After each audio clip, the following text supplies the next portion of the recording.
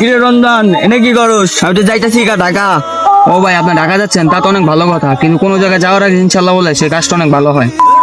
ইনশাল্লাহ তোর কাছে রাখ, আমার টিকিট টিকিট কাটা সব হয়েছে, আমরা এখন কি ঠেকাই ভাই? তা তো বুঝলাম আপনার টিকিট মিনিট সব কাটা হয়েছে, কিন্তু ভাই তারপরে ইনশাল্লাহ বললে কাজটা অনেক ভালো হয়, বুঝছেন?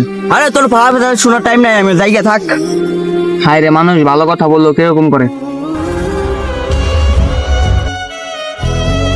আরে রবিউল ভাই, আপনার জায়গায় মন খারাপ করে বসে রয়েছেন কেন? আর আপনার ঢাকা যাওয়ার কথা ছিল, আপনার জায়গায় কি করেন?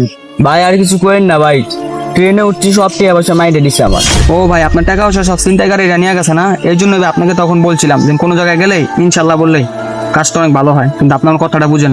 কি আর করার ভাই, টিয়া পয়সা সব ভুলে গেছে, এনে আমার কিছু করার নাই আর। আপনার সব কথাই বুঝছি, বুঝছেন, কিন্তু একটা কথা সব মনে রাখবেন, আপনার নিজের টাকায় যতই কামান, আল্লাহর দোয়া ছাড়া আপনি কোনোদিন টাকা কামাই করতে পারবেন না, এই কথাটা সব মনে রাখবেন। ভাই আপনার কথা না আমি এখন বুঝতে পাইতেছি ভাই, আগে বুঝি নাই ভাই। কি আর করার ভাই, এখন কিছু করার নাই, বুঝছেন, কিন্তু একটা কথা সব মনে রাখবেন, কোন জায়গায় বের হলে বা কোনো শুভ কাজ করার সময় বিসমিল্লাহ দিয়ে শুরু করবেন, আর কোনো জায়গায় বের হলে ইনশাল্লাহ বলবেন, তো সেই কাজে অবশ্যই বরকত আসবে।